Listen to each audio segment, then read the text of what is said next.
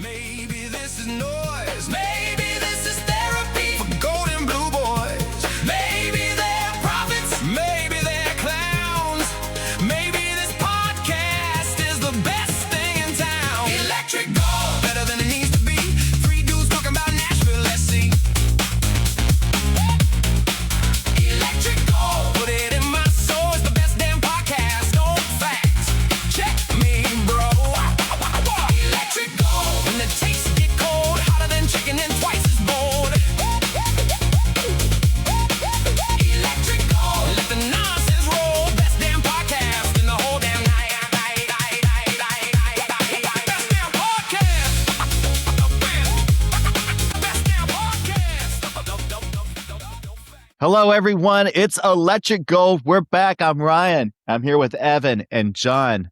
And folks, we are finally healthy. All three of us. No colds or flus or COVIDs or diarrhea lettuce is affecting us. It took us down last week. We weren't able to check in with everybody last week. We're back. We couldn't lay off the Taco Bell. Yeah. I mean, it's too delicious to resist. No, but we're back and at full strength and ready to talk Nashville soccer and whatever else comes up today. Fellas, how we doing? Evan, how you doing today? You're looking a little bit different than the last time we saw you. Yeah, I got a little trim, boys. Yeah, I'm doing fine, thanks. Feeling a lot cooler without all that, with that mop on top of my head. So yeah, doing good. Looking forward to the pond. Yeah, and much more aerodynamic as well. So you can get to places much faster. I'm running so much faster than I was. And John, you're looking quite dapper yourself this morning. Thank you. Yes, you dress for success, and that's what I'm doing. What's weird is I just woke up this way. Right. I have no idea how I got into this. I don't know when it happened. Boy. I may have been caused by our favorite soccer team to do a little drinking last night. So, I really don't remember much about anything. So, and woke up in a suit. When's the last time that you wore a suit? Like, how many years ago was it? Like, it's probably was like maybe right out of high school. I was going to say, was it the 20th century? It was the 20th century, wasn't it? Yeah, it's definitely the 20th century. Yeah. Well, I'm glad to be here with you guys, and we're going to dig into Nashville's performance last night over the past couple of weeks, I guess, and we'll see what we can come up with. But before we do all of that, let's crack open a beer. We're going to need it. It's 10:15 on Sunday morning, but that's not going to stop us. And John, what are you drinking today? Boys, I am representing the glorious city of Nashville. I am drinking a Rita from the Yee Hall Brewing Company right here in Nashville. This is a really delightful beer. And what's weird is, I bought it earlier in the week, thinking ahead, thinking, I need something that's going to be light and refreshing because surely this weekend it's going to be, 95 degrees. No, it's like 68 degrees outside right now. It sucks. Hey, but anyway, I'm not complaining about that. I don't know about you. No, me neither. But, this is a Berliner Weisse beer brewed with lime zest, blood orange puree, which imitates a triple sec in a margarita, pink Himalayan sea salt, and a touch of agave nectar. Basically, it tastes like a margarita, and that is not a bad thing at all to be drinking at 10:15 on a Sunday morning. Sounds perfect. That's a great choice. And Evan, what are you having today? All right. Well, this morning, boys, I'm having a Smithwick's. An Irish beer. Love it. Yeah. Well, that's in memory of the great Glenn Hansard, Irish singer-songwriter who we lost this week. He died tragically in a motorcycle accident, if you weren't already aware. Again, kind of a beloved musician in Ireland and in the United States. He was a big buddy of Bruce Springsteen and Eddie Vedder, and I hate to hear that. So I'm drinking this one in memory of Glenn. Oh, terrific. That's a great homage to a great musician. If you're not familiar with his music, pull him up on Spotify, check him out. You're going to enjoy it. Guys, I've had this beer on the pod before. This is Nymph from Living Waters Brewery. It is a New England style IPA with a bunch of hops that I don't really know what they are. Galaxy, Citra, Chinook, Centennial, Mosaic. What are these things? These are just words that are thrown around. They don't mean anything. No. But I'll tell you that Living Waters Brewing they have a really interesting collection of beers. I mean, they've got a Kolsch, they've got a German Pilsner, they've got a lager, they've got a couple of different sours. They've got a cranberry and marshmallow sour, and they have a cherry pie inspired sour, which sounds delicious. They've got a Belgian wheat, they've got a regular wheat beer, a few different IPAs, they've got a stout. They've just got a plethora of different choices, which is great. And they also brew their own coffee as well. So you could get Living Waters coffee and go there on a Wednesday. They got two different locations. Go to the east location on Trinity Lane. On Wednesday nights, they have live music every week. Ooh. The first Wednesday of every week, live jazz. The second Wednesday of every month is the Skeleton Crew. I have no idea what that is. I guess it's a house band of some sort. The third Wednesday of the month is soul music. And then the fourth Wednesday of every month is Writers Night. Guys, you can go there any Wednesday and you're going to be thoroughly entertained. You can have a fantastic beer while you're at it. Living Waters, you guys are killing it. Way to go. Guys, here we go again. Yeah. Cheers to you. Let's do this. Cheers, boys. Cheers, boys. All right, let's get into it. This is the week in review.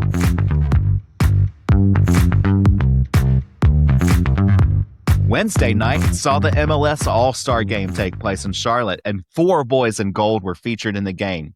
Hany Mukhtar, Sam Surridge, Andy Nahar, and Brian Schwake all represented Nashville, the most contributions from any team in the league, and the boys all made their presence felt. Hany Mukhtar assisted Son Heung-min on his second goal in the 23rd minute, and Sam Surridge's initial cross in the 42nd minute led to Peter Zinkernagel's goal that put the U.S. up 3-1. In the 58th minute, Nahar made a brilliant run before passing off to Surridge, who then quickly flicked the ball off to Evander for the score, which ended up being the winning goal. Brian Schwake made a few stellar saves as well, and the U.S. came away with a 4-3 victory on a night when the Nashville representation shined brightly. And after dropping just their second game of the season last week versus Orlando, Nashville SC was eager for the rebound when they traveled to face DC United on Saturday night. Nashville entered the contest clinging to the overall lead in the Eastern Conference and the entire MLS, but with Inter Miami hot on their heels. Meanwhile, DC United entered the match on the fringes of relevance, sitting in 9th place in the East. Their leading scorer, Ty Baribo, is among the league leaders, but outside of him, the team has struggled to put together much offense this season, and their record of 5 wins, 5 losses, and 7 draws is incredibly average for this point in the year. Coach BJ Callahan is still navigating numerous injuries across the roster as Patrick Yazbek, Christian Espinoza, Alex Muyl, Chris Applewhite, and Joe Willis are all still unavailable for this contest. Fortunately, Nashville did see the return of Warren Madrigal and Reed Baker-Whiting, both coming off the bench, and while the team also saw their first glimpse of new addition winger Elias Saad, who came off the bench in this one as well. Returning to the starting lineup were Eddie Tagseth, Dan Levitz, and Jason Palacios. In the first half, Nashville looked pretty well put together, controlling possession and notching a couple of scores. First in the 29th minute, Hany Mukhtar weaved his way to the right side of the box and attempted a cross into the middle, which caught DC's Brandon Servania on the arm. Sam Surridge took the ensuing penalty kick and easily put the ball into the right corner of the goal for a 1-0 Nashville lead and Surridge's 11th goal of the season. I think he's only started like 8 games. Yeah. Just a few minutes later, Mukhtar found Shaq Mohammed through traffic at the top of the box. Mohammed's initial shot was deflected, but he got his own rebound and put his second chance past the keeper for his 3rd goal of the season and a 2-0 Nashville lead, which they took into halftime. They were riding high, but in the second half, the boys in gold appeared to fall apart. First, Hany Mukhtar sustained a leg injury that eventually took him out of the contest. And then in the 56th minute, a DC corner kick ricocheted around the box before Sylvan Hefty finally put it in, drawing 1 back for the home team. And then later in the 70th minute, Luis Montanu incredibly served up Baribo from the ground. And Ty Baribo did what he's done all season by sending a terrific shot past Brian Schwake to tie the game. Schwake did have a few incredible saves, as he always does, and that saved Nashville from complete disaster. But the team limped to the finish. They preserved at least the draw and earned a point on the road. They retain a small lead at the top of the table in the MLS, but their form since the World Cup break has left plenty to be desired. And speaking of that small lead, it's 2 points that Nashville holds over Inter Miami, who also drew 2-2 on Saturday with Columbus. Montreal also tied 2-2 with New England. Now, the Red Bulls managed to ride a Mijahir, I think it's Mijahir. Sure. The Red Bulls managed to ride a Mijahir Jimenez brace to a 3-2 victory at home over Orlando. Philly beat Atlanta 3-2 in a game that Atlanta played mostly a man down after getting a red card in the 27th minute. In a battle of West heavyweights, LAFC couldn't protect the early lead that was provided by Son Heung-min, who is becoming a real problem, people. Yeah. And Vancouver drew back even as the teams walked away with a 1-1 draw. Chicago beat Charlotte 2-1 in a game that saw Robert Lewandowski score his first and second goals in the MLS. Kansas City lost on the road 2-0 to Houston. Minnesota and San Diego tied 1-1, and so did St. Louis and Real Salt Lake. Colorado edged Austin 1-0. Cincy was down 2-1 at halftime to San Jose, but they ended up winning 4-2. LA Galaxy and Dallas played to a scoreless draw, and Portland came from behind to beat Seattle 2-1 in what was Seattle's 6th loss in a row. As mentioned, Nashville clings to the overall MLS lead and the Eastern Conference lead, with Miami just 2 points behind. Behind them, New England and Chicago are looming. Over in the West, Vancouver and LAFC split the top spot, with San Jose and Houston close behind. We're set for another break in MLS action, while many teams, including Nashville, turn their attentions to the League's Cup.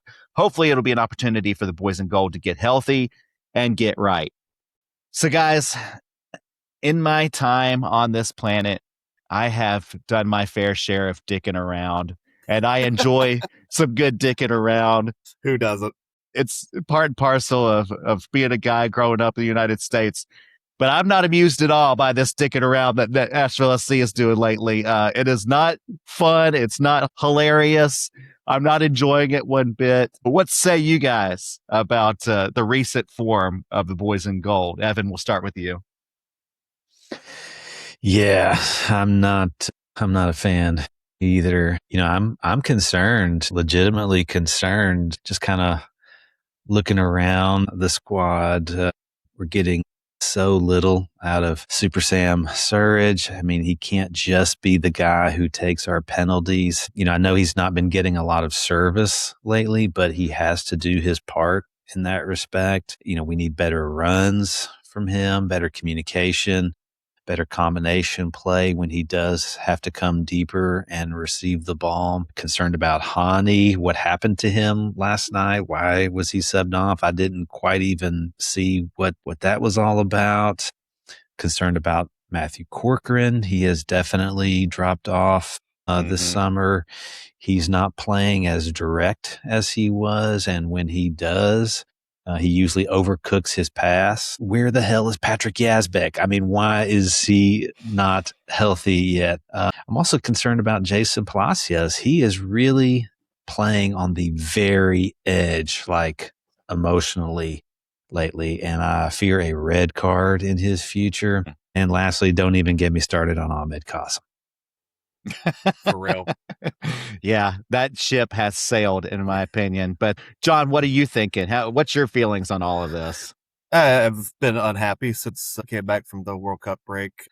We said, I remember like at the end, I was like, this is going to be a whole nother season when everybody comes back. And it's turned out to be untrue, unfortunately.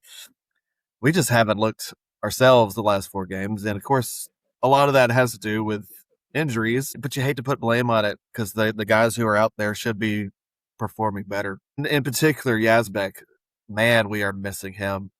He was really running things in the middle of the pitch. And I'm not hearing, you're asking where he is. I don't know when we're going to get him back. I have not heard great things. He's not practicing. There's no timeline set for him. So we're going to have to figure out another way to play without him. Hopefully Espinoza is going to be back soon. That's what BJ said. So that will hopefully improve on that side. Because Shaq Muhammad, he's given it his all. He is, but he has limitations. There's a reason he was a MLS Next Pro player when he was in Orlando for 3 years. So I guess it is what it is. And I guess the sky isn't falling because we're still first in the league. But these games have not been fun to watch. I'm not vibing, guys. They're causing me to drink too much. Impossible. You would think that, but man, I wake up with a suit on. That's how things are going. Well, certainly a bright side that you can look on, right? This team's still in first place. We are the first team to 40 points this year. We are the first team to 12 wins this year. We are the only team that has not lost at home.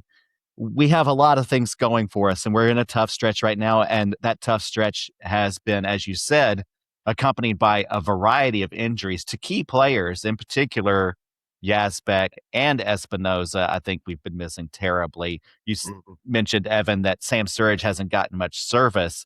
Well, he hasn't had Madrigal by his side. He hasn't had Espinoza by his side. These guys were helping to make it happen. Yazbek from the middle. Those guys were the ones that were getting the ball to Sturridge in the first place. And that's just not been happening with the backup players that we have in there. So it's to be understood a little bit of the quality dipping, but some of this really frustrates me because it seems like effort isn't happening like it should. And you mentioned Ahmed Qasem, and it's time to have the referendum on Ahmed Qasem, guys. I didn't have this planned in our outline, but I'm going to do it now. What do we do with this guy? He made the World Cup team for Iraq. We were hoping that was going to be some source of inspiration. And even prior to the World Cup, there looked like there was maybe signs of life, but he has regressed, I would say, since we've returned from break. Yeah. What do we do with this? We move on. Short. With our injury situation, not this summer. Keep him around because we've had so many problems. But I think at this point, the best thing, not only for us, but for him, is probably a fresh move because it has just not worked out the way we hoped. And obviously the team thinks so too, or else we wouldn't have been going all out to get Elias Saad. Right. So, I think that was the writing on the wall. And then last night, while we saw Saad, he made a few mistakes for sure, but he also looked lively. And I saw enough out of him. I'm like, okay, I want to see this guy ahead of Qasem. I saw him sprint, which was nice. Yes. Yeah. He was taking on defenders. He was aggressive. So, Yeah. Last night was like Qasem's last chance, I think. Yeah. And he just looked pitiful. I mean, he was just a turnover machine, just a black hole of possession. Yeah. And like you said, Saad came in and looked very promising, and he's definitely taken Qasem's spot. So you got to keep him around for depth purposes, but I think we have enough of a sample size now to know that Qasem is a bust. Yeah, for sure. I might have just stepped all over your all hell nah, so I'm sorry about that. But I don't think there's any way that he wasn't going to be a hell nah for some reason. Yeah, right. All right. Well, let's actually talk about some of the good things that we saw this past week. Let's do all hell yeah.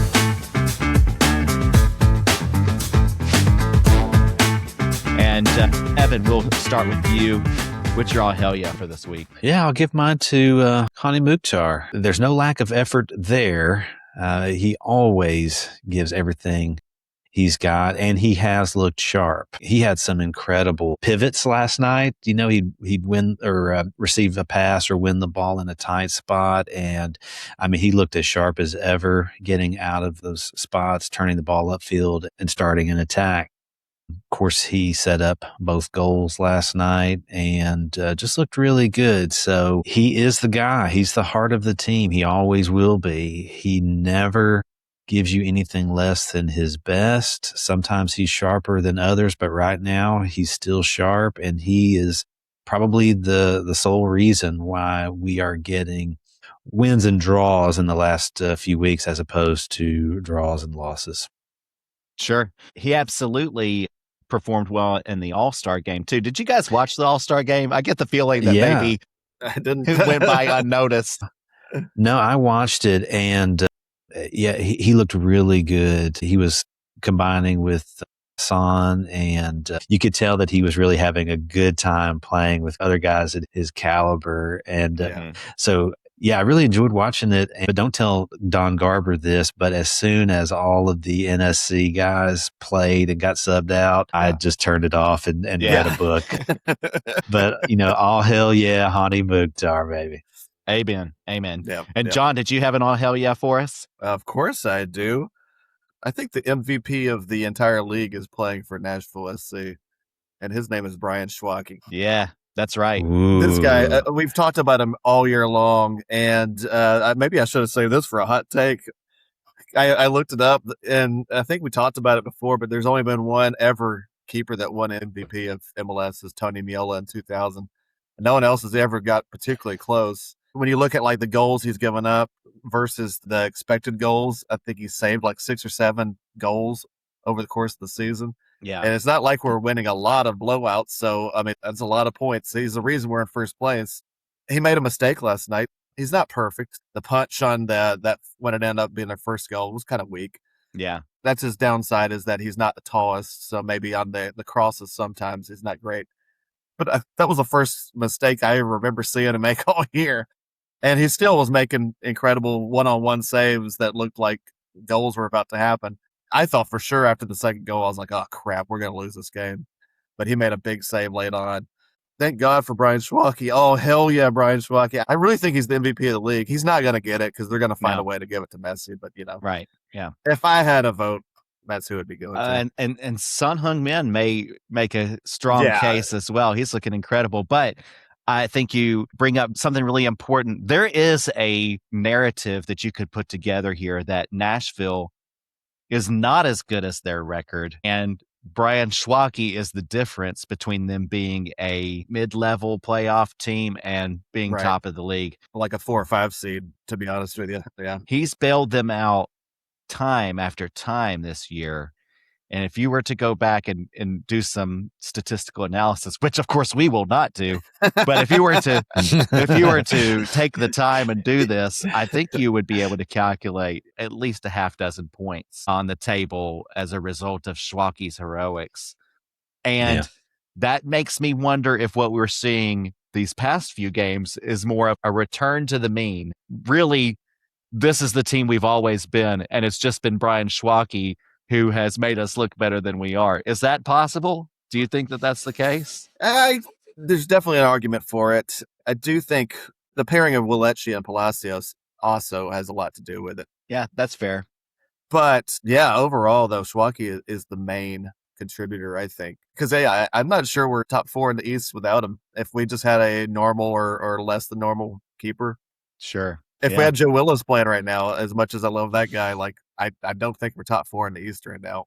Yeah, that's a good point. Let's hope that he stays healthy. Let's take avoid care the of lower Brian body Schwake. injury. Yeah, whatever we have to do, we've got to have him be healthy for the rest of the season. Okay, guys, let's move on. Let's talk about the things that aren't so great. It's time for Oh Hell No.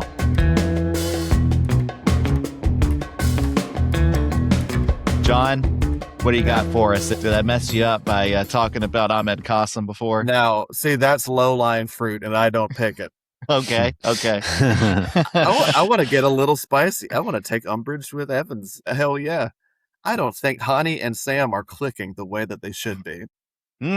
Okay. I don't know. I remember before the last game, I actually saw this. Somebody on NSC Twitter tweeted this, and I couldn't even believe it. Apparently, only 3 times this entire league season has Hany Mukhtar passed and got the ball to Sam Surridge in the box. Wow. Can you believe that? No. I could not believe that. And they had the stats that pulled it up. And I think there was like 60 or 70 such instances last season. There's only been 3 times. I don't know if anything happened last night. I don't remember Sam touching the ball outside of the penalty kick, to be honest with you.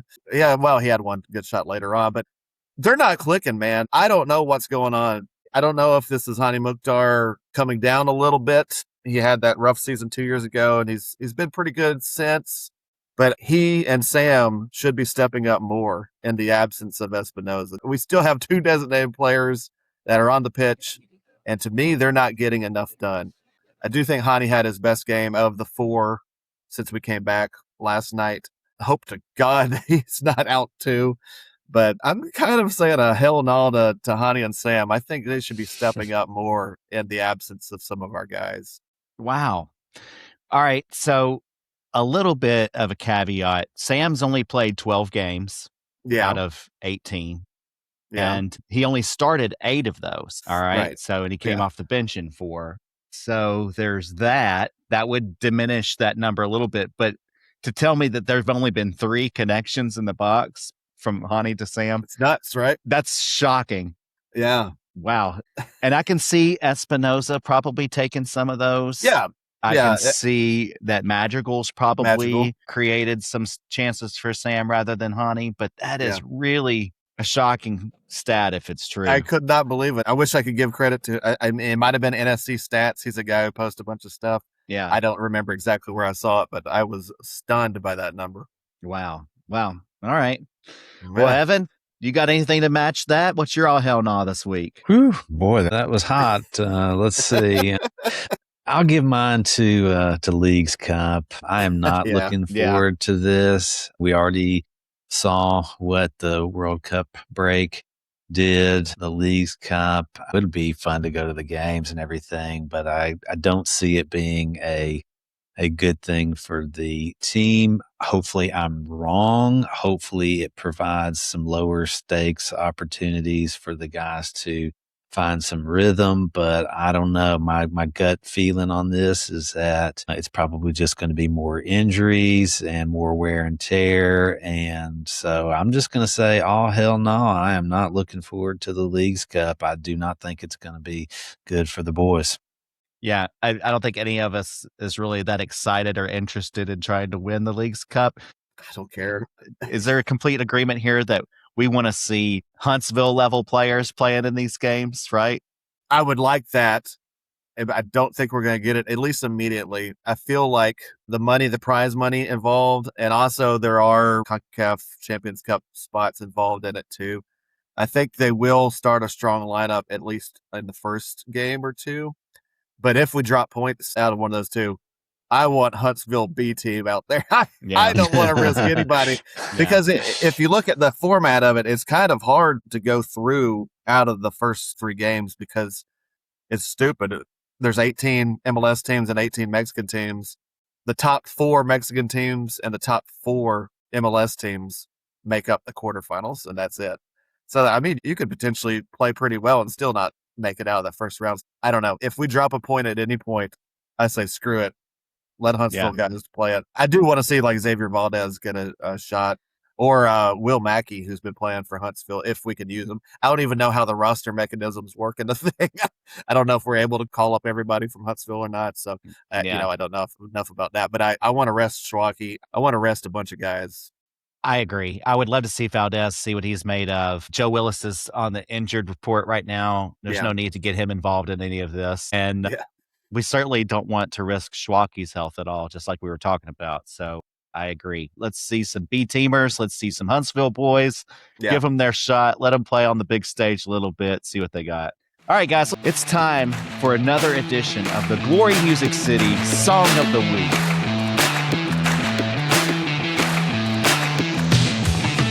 All right, so I have chosen the song, and for those of you who may not be aware, this is something we rolled out earlier this season. The song of the week is a song by a local artist, has to be from the local area, and it's something that one of us will pick, share with the other two, and then you guys can give your thoughts on it. So today I picked a song by well-renowned local artist, Pujol, I guess is how you pronounce it, or Pujol. I actually don't know how to pronounce it.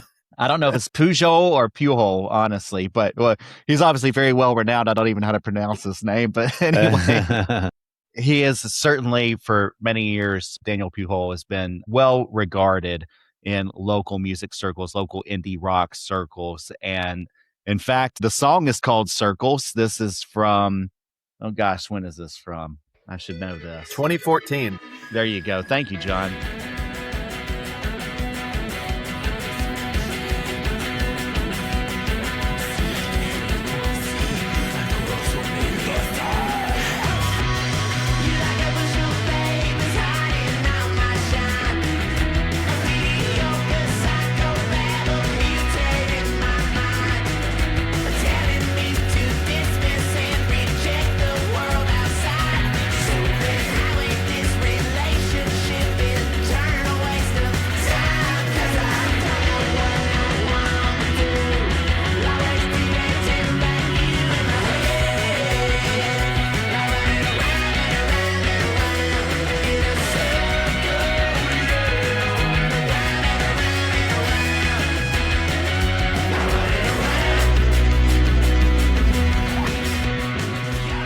I'm a big fan of his music, and this is probably one of his biggest hits. So anyway, just wanted to share this with you guys. You've had an opportunity to listen. Evan, what's your thoughts about this song?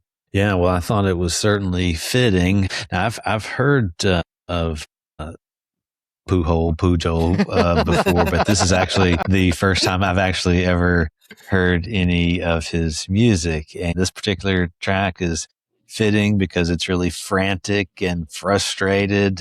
He mentions in the song "waste of time." That's a recurring lyric in there, and it feels like some of these efforts of the Boys in Gold lately have been just kind of a waste of time. He mentions in there running around and around in a circle, which, my God, last night was a great example, especially in the second half. Our defensive effort was just, I mean, the boys were just running around like they didn't know what to do or where to go. And then another lyric in there was "show me you've got a soul," which, that's kind of like, this is the time of the season when guys really have to dig deep. It's hot. There's lots of games. They're all probably carrying some little knocks and things. And, you've just got to dig deep. You've got to play with heart. You've got to give everything you can in order to put yourself in a position going into the playoff race where you're in a strong position. And so anyway,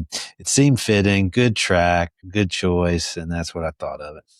Yeah, I'm glad you picked up on that analogy because that's exactly what I was going for. This song is about relationships, but when I heard it, I was thinking about, oh man, running around and around and around, just like Nashville on the field lately, not getting anything accomplished, just running around in circles. John, Is that what you were thinking too? Yeah, totally. I did know this song before, and it's thanks to you, Ryan, because you have a wonderful Nashville rock playlist that's on Spotify. Yep.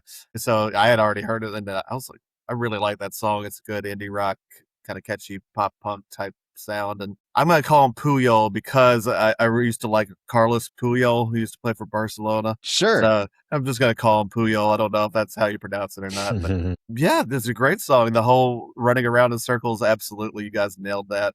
My favorite part of the song, though, is the "I can turn it around" line that kind of keeps repeating throughout. He's determined to break a cycle of whatever behavior he's caught up in, and instead of just accepting it. And so that kind of optimistic note really was my favorite part of it because, God, I need some optimism watching Nashville SC lately. Yeah. And so, it brightened up my day. I'm really glad that you picked this one. It was perfectly apt. Great. And well, I got to say this. The most fascinating, when I did my research, I found a Nashville Scene article from when the album came out, and I discovered that he recorded this album in a strip mall in Mount Juliet. So make of that what you will. That is local rock to its core. So absolutely. You're absolutely right that "I can turn it around" line is key here because Nashville absolutely has the capability to turn it around. And this is just a short little blip in an otherwise stellar season. So I have every confidence that these guys are going to get some people back. We're going to get Christian Espinosa back soon. Warren Madrigal's back. We're going to see things, I think, start to turn around very soon. The thing that really caught my ear in this whole song was the second verse. "You're in my limbic system," which is like the survival parts of your brain. "You're in my limbic system, keeps me so uptight, preventing me from connecting with those in my life." I almost think we're partly in our head here, the way we're playing on the field. It's not so much that the talent's gone. We've still have the same amount of talent that we've always had. It's just we're in our heads. "Whose affection I could use to help myself unwind, makes me fear all my relationships are just a waste of time because I'm stuck in a real bad way, but I turn it around." And so I think we're just stuck. We came out of the World Cup. Maybe we're in our head because we're like, oh man, we're leading this thing. Maybe it's getting the best of us right now. The expectations have gotten high for this team. And we're not a surprise anymore for anybody as we enter this second half of the season. Guys are thinking about this. This is on our minds that we're in first. Can we hold on? We've got a juggernaut on our heels. Can we hold on? We've got all of these teams across the league signing incredible worldwide renowned players. Right. Can we hold on with the crew that we have? And I think maybe we're getting in our heads a little bit, but all we have to do is get out there and just play soccer and not worry about it. Just do our best. And I think we're going to hold up against every team in this league. Yep. All right. Well, there you go. Circles by Pujol. And hope you guys enjoy it. It'll be on our Spotify list of songs of the week. So check it out. And now, guys, let's move on and let's get spicy. It's time for the Nashville Hot Chicken Takes. My hot chicken take is that these owners got skills to shake, entertain the crowd and get on the field. 'Cause why the fuck not? All right, John, we're going to let you start this off. All We've right. got a very special version of Nashville Hot Chicken Takes this week. What do you got? We absolutely do. I did not just wake up in this suit. I am taking the adage of you dress for the job that you want, right? Sure. Guys, I want a new job. Yeah. I would like to take this opportunity right now to declare my candidacy for president of FIFA. Ooh, wow. I don't know anyone more qualified. I don't either. No. I can't do worse than Johnny Infantino. That's for sure. What's been going on this week? Let's talk about this guy. Oh my God. Every negative about this World Cup can be traced to Johnny Infantino, right? From the prices of the games being too much, from the awarding of a FIFA Peace Prize out of nowhere. Yeah. Where did that come from? Come on. So much. The guy is just a fraud. He is a shameless huckster. And this week, the whole world finally got to see exactly how much when it was revealed by the London Times that he was attempting to sell off stakes in the World Cup itself to a American investment group led by, is it Joshua Kirchner? It's Jared Kushner's brother. Right. Josh Kushner. Coming so soon after the controversy in the World Cup of the whole Balogun situation. I can't help but feel that somehow in the background, this has been talked about for a minute. Yeah. But the thing is, that's really crazy, is that he didn't tell anybody. Either he didn't tell anybody or everybody's lying about having been told, because the entire world, acted in outrage. UEFA, CONCACAF, and I think the Asian Federation all basically threatened to boycott. He apparently has pulled the whole idea. He was basically trying to bribe everybody who, I think the thing was like, if you vote for it, you'll get an extra $20 million, like telling the, individual football associations. $20 billion is what it was. Well, $20 billion overall to FIFA, but he was promising, I think, $20 million to each country that voted for it. Oh, I see. My God, could you get any more blatant than that? Will the guy survive? I don't know. He's a weasel, and I guess there's a reason he's gotten this far in life, is that he'll find some way to keep weaseling. But here's the thing. There already was going to be a vote for FIFA president coming in March of next year. That probably is going to be moved up because everybody's trying to get rid of the guy. I don't know if he'll last or not. He might be fired by the time you hear this podcast. Who knows? But at any rate, there's no one better than me. And I'll tell you why. I've got a 3-pronged platform already. Okay. Here's what I'll do. I'll come up with the first prong of my platform, and then maybe we'll pass it around. How's that sound? Sure, yeah. All right. My first prong of the platform. Everyone who was ever involved in coming up with VAR will be sent to the gulags. Not a single soccer fan on earth likes VAR. It ruins everything good about the game. It ruined last night for Nashville SC. Last night, because I swear to God, that goal was offside. Yeah. I don't even know how they came up with the ball clearly hit number 15, and the guy at the back stick was offside. I don't know. I got to get over it. I got to drink more beer and get happy. But anyway, that's the first platform. VAR is no more in my FIFA. Not only is it no more, but everybody who helped to create it and enforce it is going to the gulags. The gulags, which might be built on Mars. The FIFA gulags. Okay, Yes. Great. Now, Evan, so as part of this hot take, you're also throwing your hat in the ring. Is that correct? As a matter of fact, Ryan, it is. This is my hot take, is that I would be a better FIFA president than John or Johnny Infantino or John Brown or anybody. Okay, guys? Sure. Listen, I'm not here to shake hands or kiss babies. I've got a strong platform to stand on, but I'm going to highlight one particular promise to you here, boys. Diving in soccer is dead. For too long, Wow. the beautiful game has been hijacked by grown men collapsing like they've been hit by a runaway tractor trailer on I-65. Well, not anymore. I promise to create a special committee, and I'm not picking bureaucrats here, boys. I'm picking the 3 scariest enforcers the sport has ever known. Roy Keane, who once stared down an entire midfield and made them all apologize. Sergio Ramos, the only man who collects red cards like Pokemon. And Nemanja Vidic, who treated every 50-50 ball like the other guy owed him money. Wow. These aren't analysts, boys. These are the patron saints of pain. Their job to purge diving from soccer. So from now on, this is my promise to you. If you fake an injury, Keane reviews the tape. If you exaggerate contact, Ramos writes the report. And if you flop without being touched, Vidic personally delivers the verdict. And trust me, you don't want him showing up to explain.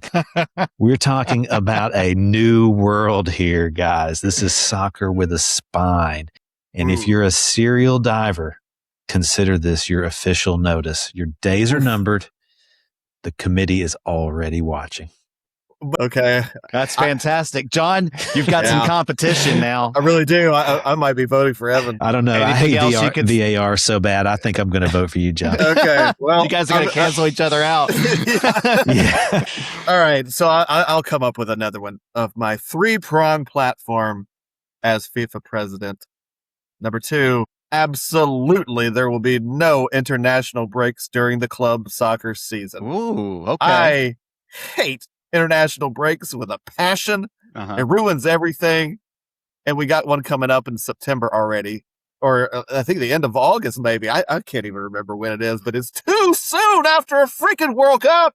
Right. Why are we already having international breaks? These games, no one cares. No one cares about a friendly or a Nations League qualifier 2 months after a World Cup. I'm shutting it down. In place of it, bigger continental championships is my idea that I've got. We got the Euros and Copa America. CONCACAF has the Gold Cups, Asian Cups, African Cup. Just make those bigger. Invite maybe everybody in the whole continent. Have the Euros be all 50 teams. You play it in 2028, and that serves as the qualifier for the World Cup. Why do we need all these extra qualifying games? Wow. Yeah. Just to make money. That's all it is. But they're not paying the players. The players are being paid to play for their clubs. They shouldn't have constant distractions with the chances of getting injured on international play, all this stupid travel. They have to travel all over the world. Let them play for the club teams when it's club season. Let them play for the international teams at one given time. You're right in between World Cups every 2 years. Play all of them at the same time. It'd be awesome, right? Well, you could watch Euros in the morning, Copa America at night, maybe the Asian Cup in the middle of the night. Who knows? Make it fun.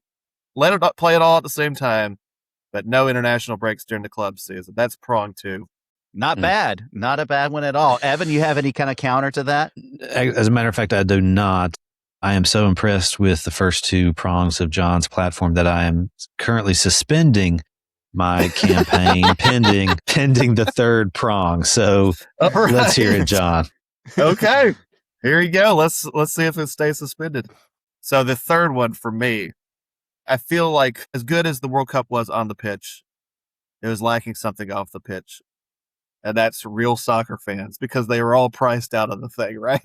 Totally. So instead, it was just a bunch of random celebrities that they kept showing during the game. They were always sitting there on their phones playing with Instagram.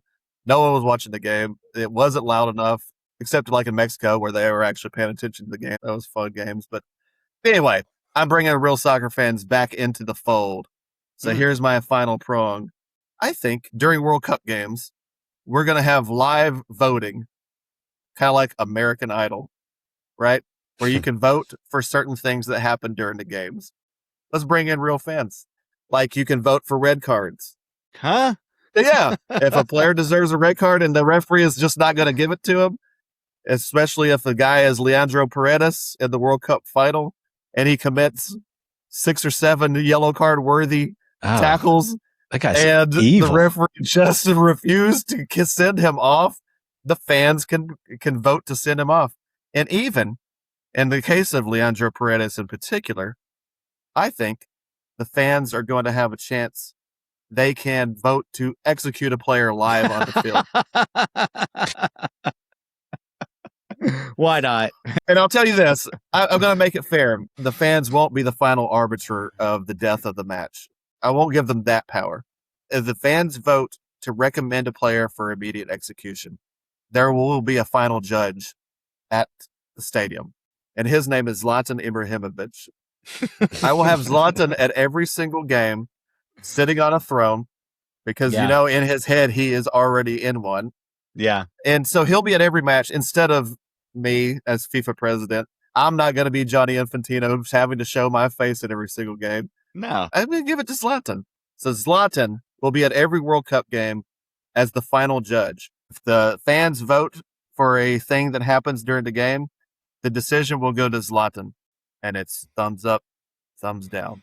And he is the final arbiter. It's like the Roman emperor, like basically saying, throw him to the lions, That's right. Yep. So that's my final prong is the fans will have a say in the games, but Zlatan will have the final say. Wow. That's a strong campaign that you've put together there. That's a strong platform. Evan, any rebuttal, any thoughts? Has he won your vote? What do you think? I withdraw my nomination, and John, I put myself forward to volunteer for your campaign. If I can hand out flyers or put signs in people's yards or whatever, please. I would appreciate that. I'm available. Let's make up these signs and put them in the houses all along the way when we're walking up to Geoda's Park. vote for John from Electric FIFA Gold. President. Wow. What's your campaign slogan, John? I should have thought ahead, huh? Yeah. I was thinking about this. I'm going to murder you if you don't vote for me. It's a strong case. I'm all on board. It couldn't be any worse than what we have right now. That's the real message. It's like, exactly true. Vote for John. How can it get any worse? Yeah. I like that. What have you got to lose? What have you got to lose? There you go. Who votes for FIFA president anyway? Like a random guy from Anguilla and a random guy from Dominica and a random guy from Tahiti and a random guy from Guam. Seriously, each country gets one vote as far as I'm aware. Wow. Yeah. Okay. Well, will be interesting to see how this all unfolds. Obviously, FIFA has been corrupt for many, many years. And let me ask you this, as the sky is blue potential presidential candidate, are you willing to say right now on this episode of Electric Gold, are you willing to commit to foregoing any sort of personal gain in order to lift up the sport of soccer and make it legitimate for all across the world? Are you willing to do that today? Make that commitment? I will commit to full transparency. If I am going to personally enrich myself, I'm going to tell everybody that I'm going to do it. Okay. All right. So you may still be corrupt, but you're going to let us know ahead of time. Yeah. You're not going to be in the dark. Okay. That seems fair enough. All right. Great. We'll follow your campaign with bated breath. In the meantime, we've got to move on and look ahead to Nashville's week next week. Let's do the week in preview.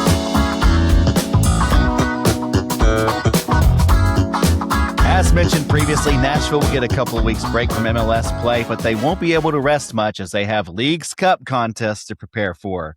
First up will be Club Leon from the Liga MX, who will be visiting on Wednesday night.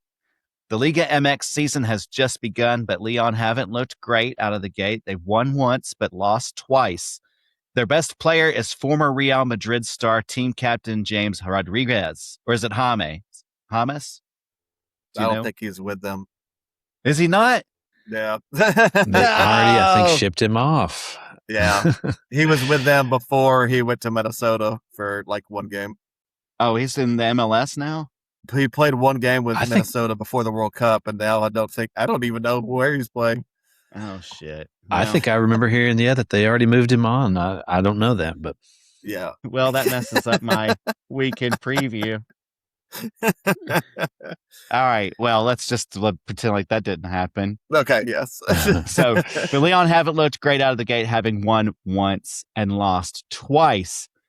And after that contest, Nashville will have to quickly focus on their next match Sunday night versus Atletico de San Luis, also at Geodis Park.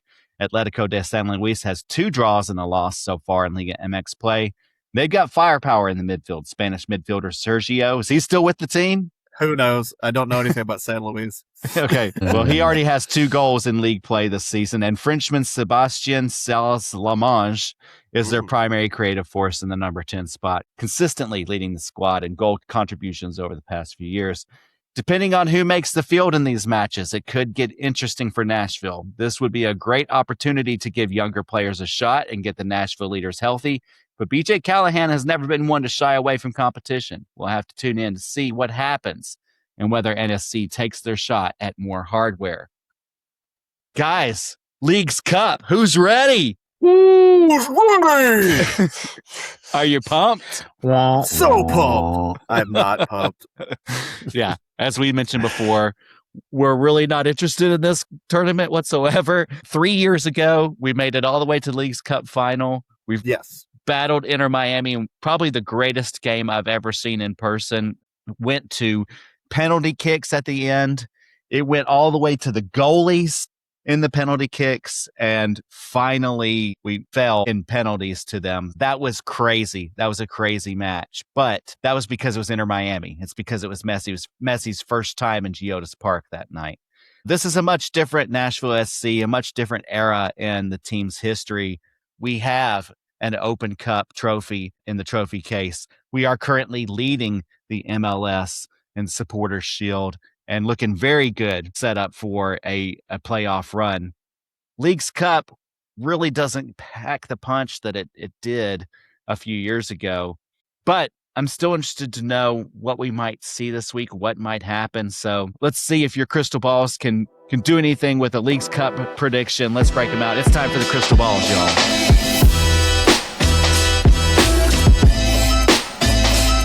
Evan, we will start with you. Gaze into your crystal ball and tell us what you see. Okay, yeah, let me get it out, polish it off, gaze deeply into it, and here's what I see. I see Wednesday night victory, 2-0 against Leon. This comes from goals by Mukhtar. He's going to be back and fit. Wow. And Madrigal, who looked really good off the bench last night. He may be the guy in Leagues Cup. He may be the guy who gets as far in that competition. Then on Sunday, I look and see another game at Geodis, another victory. This time, boys, that's going to be 3-0 against San Luis. This is on the back of goals from Super Sam Surridge, who's going to finally get a little bit of service from Shaq Mohammed, who is playing very, very well, and the great Andy Nahar. So there it is. That's what's going to happen according to your boy's crystal ball.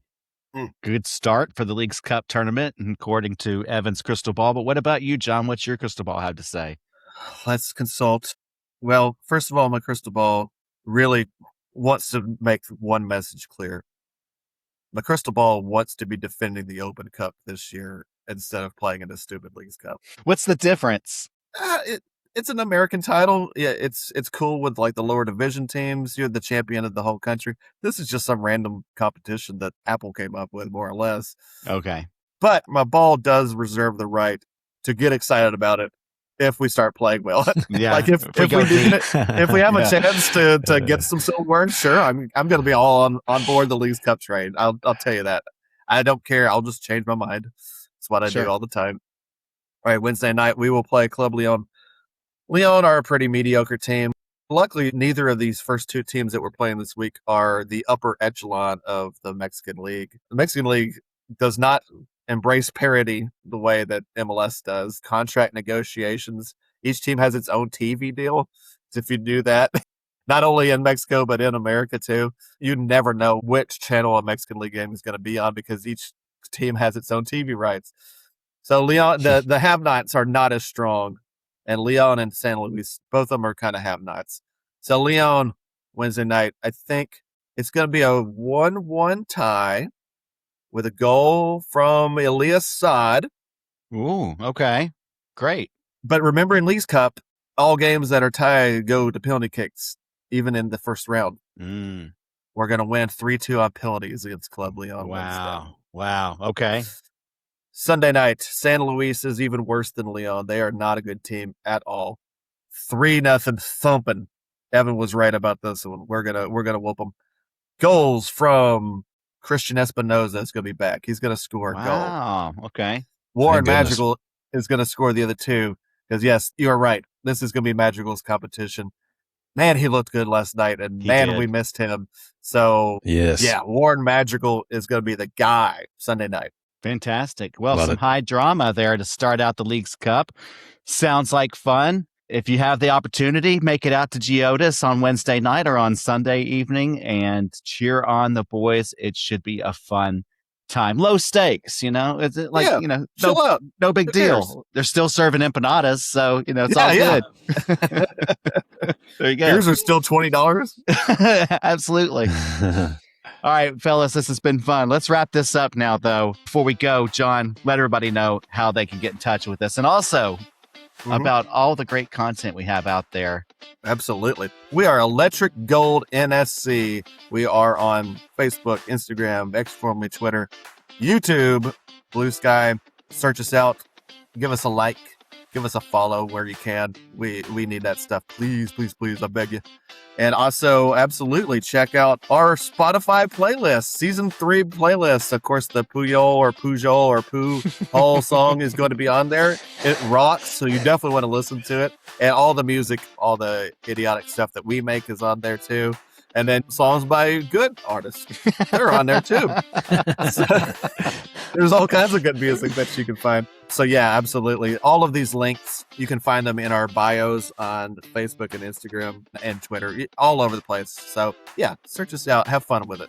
Thank you all for listening. We really appreciate all the support as always. And, of course, the team needs you right now. So you got to hang in there. You got to keep cheering them on. You got to keep coming to the games. You got to keep wearing the jerseys. You got to keep doing the chants. And, of course, you got to keep on saying it. Come on, you boys in gold. Come on, you boys in gold. Come on, you boys in gold.